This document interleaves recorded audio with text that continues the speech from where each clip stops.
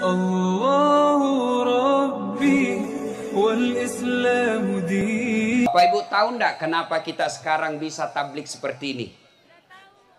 Karena kita sudah banyak yang sudah vaksin. Kalau kamu tidak vaksin, maka kamu tidak bisa kemana-mana. Ada rezeki, nanti bulan 12 atau bulan 1 sudah buka umroh. Mau pergi umroh, kau diumrohkan sama bupati, tapi kau belum vaksin, tidak boleh kau ke sana. Pemerintah Saudi tolak kamu, boleh kau bawa penyakit. Maka piko vaksin besok. Jangan ketawa, saya serius ini. Cewek, dengar baik-baik. Kalau ada cowok yang lamar kamu, minta kartu vaksinnya. Itu syarat sekarang. Nanti kau sudah dinikahi, dibawakan kau virus di rumahmu. Dan adik-adik sekalian yang mau sekolah tinggi-tinggi keluar dari Bima, mau ke Jakarta dapat beasiswa, mau ke Makassar dapat beasiswa, mau ke Timur Tengah dapat beasiswa. Tapi kalau kau tidak vaksin, tidak boleh kau terbang. Itu syarat. Kenapa Ustadz Dasat bisa sampai ke sini? Karena saya sudah vaksin. Kalau saya tidak vaksin, meskipun saya ustadz, meskipun kuat doa, meskipun tahajud tiap malam, tapi begitu menaik pasi, mana surat pasinya Pak Ustadz? Tidak ada, mohon maaf, kau mundur. Meskipun kau hafal Quran, corona tidak kenal hafal Quran. Maka datanglah vaksin. Oh, ada chipnya Ustadz. Chip itu di handphone. Bukan di sini. Kenapa ada kita lihat Ustadz melengket? Itu melengket karena banyak dakinya. Dan saya sudah coba. Begitu saya belum vaksin, saya tempel. Menempel betul. Kenapa? Karena di sini ada lemak. Lemak dengan koin pasti menempel. Maka coba kau tempel itu. Yang sudah vaksin, coba kau tempel itu duit di sini. Tidak bakal. Kenapa? Di sini sangat sedikit lemak. Di sini banyak. Maka dia menempel. Maka orang yang tidak mau vaksin sesungguhnya itu termakan hoax. Kalau vaksin merusak, maka matilah semua tentara dan polisi Indonesia. Kenapa? Mana ada polisi dan tentara belum divaksin. Semua sudah divaksin. Mana ada PSN belum divaksin. PASN. Kenapa? Kalau dia tidak vaksin tidak didapat gajinya. Vaksin. Negara, masa ada negara mau hancurkan negaranya? Maka adik-adik yang belum vaksin, vaksinlah. Vaksin tidak vaksin pasti mati. Kalau begitu jangan kau makan.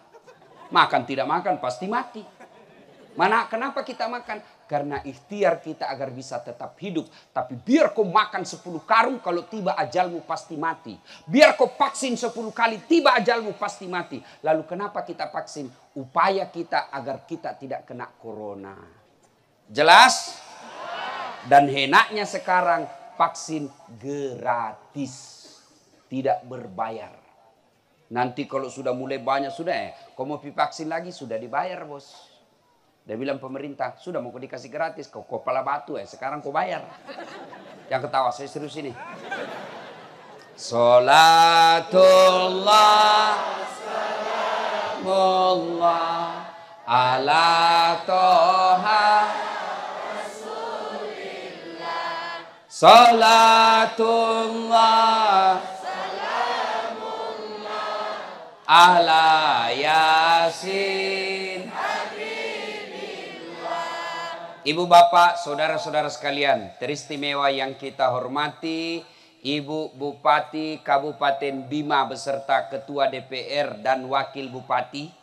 Sepanjang saya ceramah barusan ini bupatinya ibunya, anaknya Ketua DPRD-nya. So, jago tahu ini. Jadi ini anak mengawasi ibu, biasanya ibu mengawasi anak. Hebat ini orang Bima.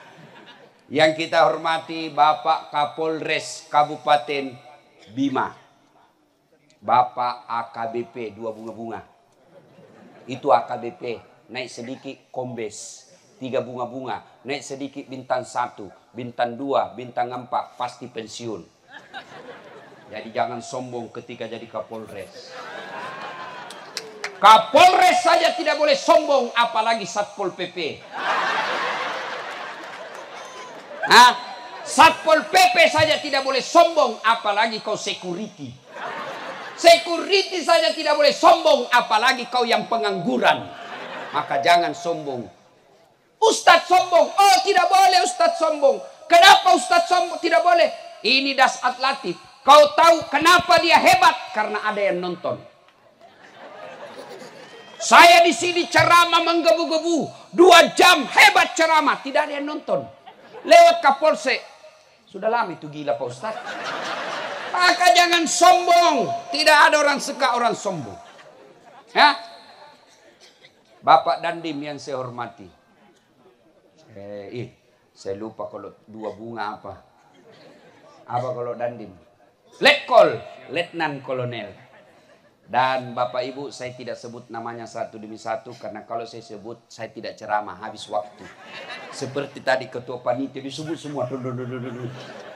Ya ada yang lupa. Bapak Ibu, tokoh perempuan yang saya hormati, tokoh pemuda yang saya hormati. Ada satu tokoh yang kau tidak ingat, tokoh kelontong. Dan kita hormati pula adinda kita, kakak kita, saudara kita, Ustadz Samsuri, yang telah mengharumkan masyarakat Bima nomor 1 waktu di Turki. Ketemu tawa Erdogan. Ketemu Erdogan, cipika-cipiki. Masih kecil waktu itu, sekarang sudah berjenggot. Nah, ibu bapak, saudara-saudara sekalian, acara ini diprakarsai oleh komunitas pecinta Al-Quran. Adik-adik tahu enggak sebelum turun Al-Quran? Saya kasih ilustrasi sederhana sebelum turun Quran. Di Arab disebut jahiliyah. Apa ciri-ciri jahiliyah waktu itu? 1, 4 Tuhannya. Jahiliyah. Tuhannya 4. Latta, Manat, Uzza, Hubal. 4 Tuhannya. Dan Tuhannya dibikin berdasarkan status ekonomi. Yang kaya sekali dia bikin Tuhannya dari emas. Dibikin kepalanya, dibikin kakinya, dibikin perutnya, lalu disembah. Yang agak dibawa kaya, agak kaya sedikit, dibikin dari perak, perunggu, dan besi. Bawanya lagi, dia bikin dari kayu yang mahal atau batu yang mahal. Miskin, dia bikin dari tepung terigu, yang paling miskin. Tepung terigu diambil, dia kocok, dan baru dia bikin kepalanya, dia bikin tangannya, dia bikin perutnya, dia bikin kakinya. Selesai dia sembah, lapar nih. Kan tepung terigu tuh, roti. Nah lihat-lihat ke Tuhannya. Dia bilang, Tuhan, sudah miku sembah. Perutku lapar. Apa boleh buat? Saling pengertian kau. Kau sudah kusembah, sekarang kau yang harus kasih kenyang saya. Maka diambil tangannya Tuhannya, dia makan. Diambil kakinya Tuhannya, dia makan. Bayangkan, sekejam-kejamnya rakyat Indonesia tidak pernah ada yang makan Tuhannya. Bangsa jahiliyah waktu itu Tuhannya dia makan. Tapi sekejam-kejam, sebodoh-bodohnya orang jahiliyah waktu itu, tidak ada yang pernah berdoa, ya Allah masukkan saya neraka. Di Indonesia ada yang mengaku artis minta didoakan masuk neraka. Lebih jahil daripada jahiliyah.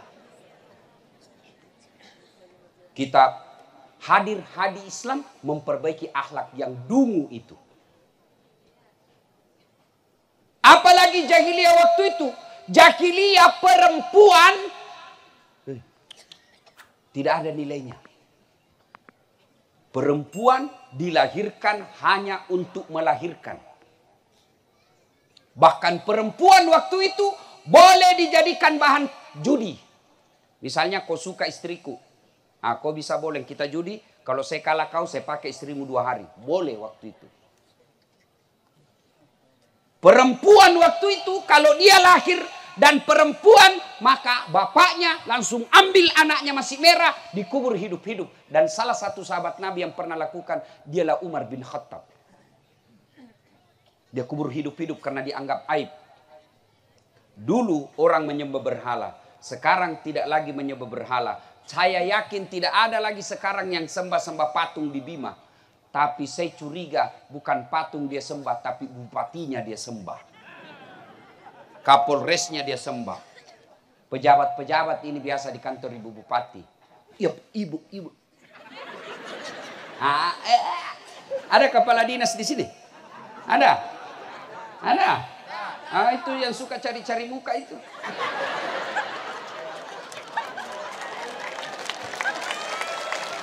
Kalau mau kau jadi kepala dinas, tunjukkan kualitas otakmu. Jangan kepala dinas karena tim sukses. Akhirnya apa? Jadi kepala dinas. Ada begitu di sini. Ya, mudah-mudahan dapat hidayah dia. Ya. Ada di sini anggota polisi. Yang mau kau cari muka sama Kapolres. Kapolres ada mutasinya. Lebih kau jadi polisi yang baik. Biar atur Allah yang atur hidupmu. Adik-adik, kecil buat dunia, kecil buat Allah. Jangan sembah manusia. Jangan cari muka sama manusia. Manusia ada kuasanya terbatas, tapi Allah tak terbatas kuasanya. Kau cari muka sama bupati, bupati 10 tahun saja masanya. Sudah itu, seperti kita rakyat biasa. Tapi Allah tidak pernah pensiun. Allah maha kuasa. Dan apa yang kau minta, Allah bisa kasih kamu. Kamu minta sama manusia, apalagi kalau dia butuhkan juga, tidak mungkin dia kasih kau. Contoh, saya senang HP. Kau datang minta HP sama saya, Ustaz minta HP-mu. Tidak mau ya. Kenapa? Saya juga butuh. Allah, apa dibutuhkan Allah kepadamu? Tidak ada. Maka minta kepada Allah, kecil jadi kepala dinas. Kecil jadi anggota DPR. Tapi saya tidak terpilih Ustaz. Ada di atasku. Tiba ajalnya meninggal. Kau yang naik. Kecil buat Allah. Kecil buat Allah. Jangan kau sembah manusia. Sembahlah Allah. Ya. Saudaraku yang mau jadi pegawai negeri. Jangan kau sogok. Kau lebih baik jadi pedagang kaki lima daripada kau jadi pejabat tapi sogok. Kenapa Indonesia susah sekali bangkit? Padahal kurang apa Indonesia? Lautnya luas, gunungnya banyak, sumber daya alamnya bagus. Tapi kenapa kita masih banyak orang miskin daripada orang kaya? Karena kita kadang-kala milih pejabat mau disogok. Kamu larang pejabatmu korupsi. Kamu jengkel kalau kepala dinas korupsi. Kamu marah kalau anggota DPR korupsi. Kamu marah kalau ada bupati korupsi. Bagaimana mereka tidak korupsi? Mau dipilih dan nyogok. Kampanye, datang kampanye orang kau bilang apa? Wane piro. Oh ketawa karena kau begitu semua. Coba kalau setiap pilkada, pilpres tidak ada sogok, maka lahirlah pemimpin-pemimpin orang-orang cerdasnya Indonesia. Dari Bima kuliah kedokteran ke Jakarta, dari Bima kuliah ke Fakultas Pertanian Unhas, dari Bima kuliah ke UNM Universitas Negeri Makassar. Dia pulang ke kampungnya menjadi ilmuwan, lalu dia masuk ke DPR punya ilmu, jadi dia anggota DPR yang paham pertanian. Jadi dia anggota DPR yang paham ilmu kelautan. Jadi dia anggota DPR yang tahu tentang peternakan. Kenapa? Karena memang orang cerdas masuk.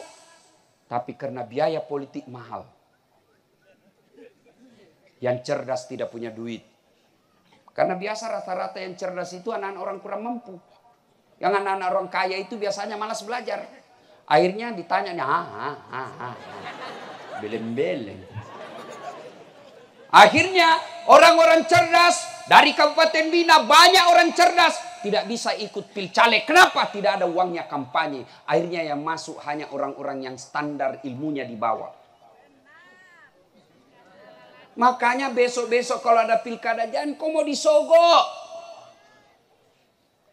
Kalau kau mau bantu perbaiki negaramu jangan terima sogok ketika ada pilkada. Gimana caranya? Kau rekam yang datang sogok, lapor Kapolres, Kapolres tangkap dia mereka. Bisa. Itu Al-Quran hadir melarang kalian disogok. Maka pegawai negeri yang masuk pegawai karena sogok, selama kau makan gajimu, selama itu kau makan uang haram. Maka jangan heran anakmu dua, satu pengedar, satu pengisap. Yang cewek dibawa lari hamil. Itu budaya jahiliyah. Maka jangan cari muka sama manusia. Sembahlah Allah. Nah, kemudian apa lagi? Budaya-budaya jahiliyah waktu itu. Mereka angkuh sombong. Itu Abu Lahab, Abu Jahal, Abu Sofyan. Bangsawannya jahiliyah waktu itu. Arab-Arab waktu itu. Mereka tahu apa yang disampaikan Muhammad ini benar. Mereka sadar apa yang disampaikan Muhammad barang bagus. Tapi karena mereka katakan Muhammad anak baru kemarin. Saya lebih berhak. Akhirnya mereka tolak. Kenapa? Karena kesombongannya. Adik-adikku, jangan punya rasa sombong. Bapak-bapak polisi jangan sombong. Bapak tentara jangan sombong. ASN jangan sombong. Ulama jangan sombong. Allah tidak senang sifat sombong. Ada ustadz sombong? Ada. Mana ustadz sombong? Yang tidak mau menerima perbedaan pendapat. Hanya dia merasa dirinya benar. Maulid bid'ah. Masuk neraka. Taksiyah bid'ah. Tidak ada pada zaman Nabi. Isra Mi'raj bid'ah. Tidak ada pada zaman Nabi. Kalau kau tidak mau maulid. Tidak mau Isra Mi'raj. Tidak mau taksiyah. Kita hormat, kita hargai. Tapi janganlah kau tuduh kami ini orang sesat. Biarlah kamu tidak mau maulid, kami hormati, kami hargai. Tapi jangan kasihan kau tuduh kami ini orang sesat. Itu ustadz-ustadz yang sombong itu. Baru belajar di YouTube 3 bulan. Ustadz laptop. Tidak pernah buka kitab. Baru 2 bulan. Habis kuotanya, paham agama setengah-setengah. Kayak dia saja punya neraka. Oh neraka. Kau panitia hari kiamat. Sombong.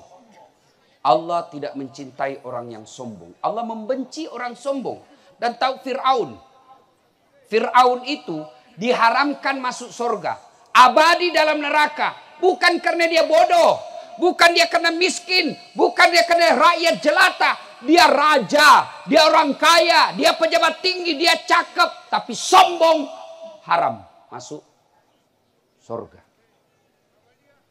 Orang kaya. Kata Allah dalam Al-Quran, ada 3, dalam hadits qudsi, ada 3 temannya setan di dunia. 3 temannya setan. Satu diantaranya kata dalam hadits qudsi, al-ganiyun mutakabbir. Orang kaya yang sombong. Kaya harta sombong, temannya setan. Kaya pangkat jabatan sombong, temannya setan. Kaya ilmu sombong, temannya setan. Tapi orang masih bilang, iyalah pantas dia sombong, dia wali kota, pantas dia sombong, dia kapolres, pantas dia sombong, dia kaya. Masih ada jalannya dia sombong, ya wajar dia pejabat. Tapi kalau kau sudah miskin, pengangguran, jelek mukamu, busuk ketekmu, kau sombong lagi. Bukan kau temannya setan, kau sudah jadi setan cilaka. Ya, jangan sombong. Bapak-bapak polisi, jangan sombong. Apalah? Rem-rem sedikit. Ya, jangan sombong. Ya, nah sudah. Setelah itu, itulah gambaran. Banyak sebenarnya gambaran karena waktu terbatas.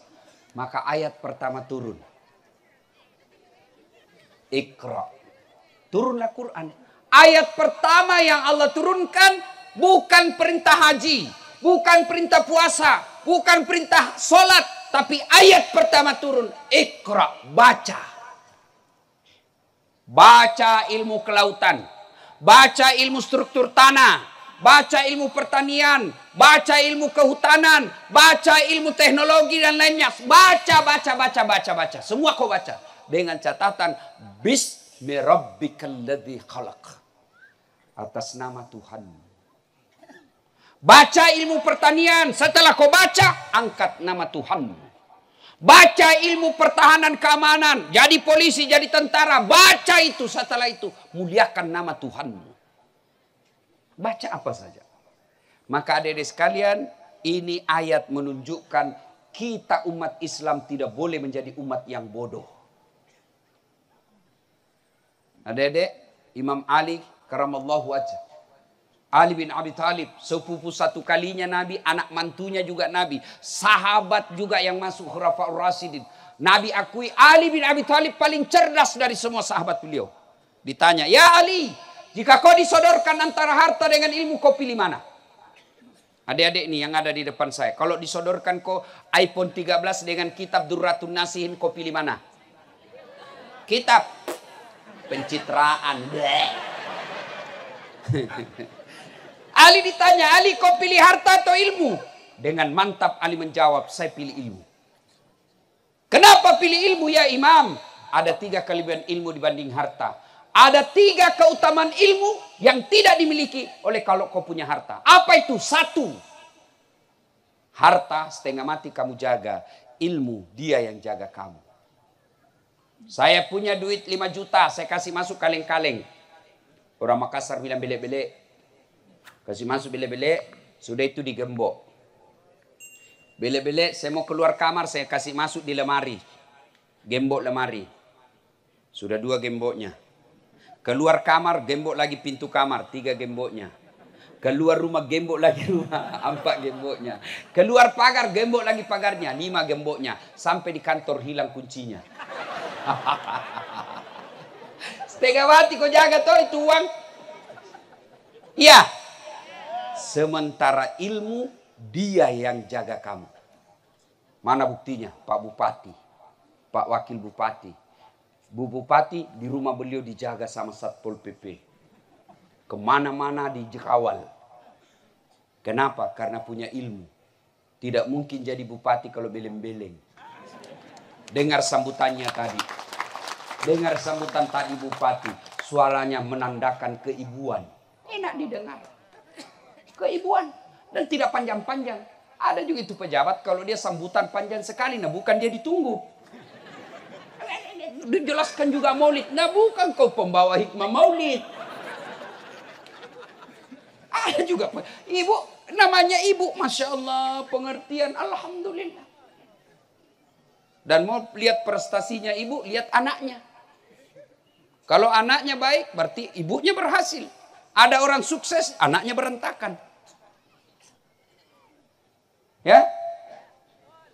Ilmu, dia yang jaga kamu. Harta kamu yang jaga. Kata Ali yang kedua. Dengan ilmu kau bisa dapat harta. Tapi dengan harta belum tentu kau dapat ilmu. Ada orang kaya. Kaya sekali. Tapi tidak tahu membaca. Pergi Makassar. Bingung dia. Sampai dia ejala itu. Dia belajar membaca. Diajar sama anaknya. PEP. Tambah PEP. SO. Pepso. DEDNT apa bacanya? Odol. Karena dia lihat gambar.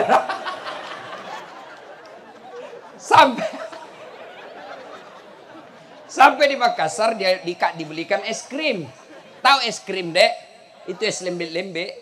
Kan itu es krim itu kan kayak ada asapnya tuh. Dia makan es dia tiup. Karena dia lihat beleng-beleng. Dia masuk ke mall. Begitu masuk di mall, dia lihat ada tangga lift. Tahu tangga lift? Yang naik turun terbuka. Ada tulisannya di atas open. Dia bayangkan pembikin kue di kampungnya. Open. Besarnya pembikin kue. Hebatnya di Makassar. Besar sekali pembikin kuenya. Tiba-tiba terbuka. Open. Besar. Masuk orang Tionghoa. Orang Tionghoa kampung putih tuh. Dia teriak, weh, jangan masuk nak. Panas. Jangan masuk, bahaya. Masuklah ini orang Tionghoa, tertutup pintu. Selang beberapa saat terbuka. Keluar orang Afrika. Hitam, dia bilang, keriting dia. Saya bilang, memang jangan kau masuk, hanguslah kau. Ini bahayanya. Lah yang masuk yang keluar. Ini kalau orang dongo. Makanya kau biar banyak duitmu. Kalau kau dongo susah hidupmu. Sebaliknya dengan ilmu kau bisa dapat harta. Mana contohnya? Ustaz Latif, bos. Sekarang orang mahal, tidak mau pergi penerbang. Kenapa? Mahal ini pesawat, mahal tiket Ustaz. Saya tidak pernah bingung soal tiket. Kemana-mana saja saya tidak pernah pusing soal tiket. Kenapa? Bukan saya yang beli. Siapa yang beli? Bupati. Yang belikan saya. Kalau tidak mau, tidak usah, saya tidak pergi situ. Gara-gara apa? Ilmu. Dulu. Waktu saya kecil, SD, di kampung. Kampung saya asli kampung. Lewat pesawat. Kita kejar kapal lalutu. Bahasa Bugis kapal lalutu, kapal terbang. Kapal lalutu. Kita kejar. Sampai karena kita lihat got, masuk kita di got jatuh.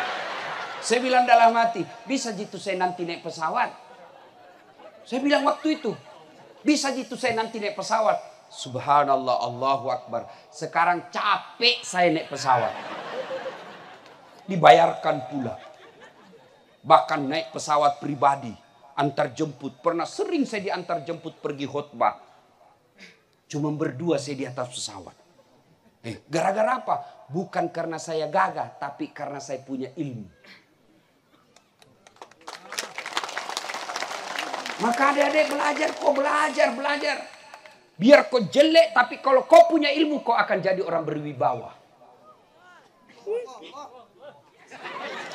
Saya ini ceper. Ibu Bupati tadi bilang, kecil aja orangnya ini orang. Cuma ndak mau bilang jelek juga ini. Saya akui saya tidak gagah. Tapi saya penuh pesona. Mana buktinya? Kasih kumpul orang anak muda di samping saya yang cakep, gagah, harum, keren. Tapi mana ketemu ibu-ibu? Saya dia minta foto. Ustaz, foto Ustaz. Enggak, dia aja ini. Penuh pesona. Cuma ibu-ibu kalau foto suka minta ulang Ustaz, ulang. Kabur Ustaz, ulang. Dalam hatiku, mukamu yang kabur. Salatullah salamullah ala toha rasulillah. Salatullah salamullah ala yasin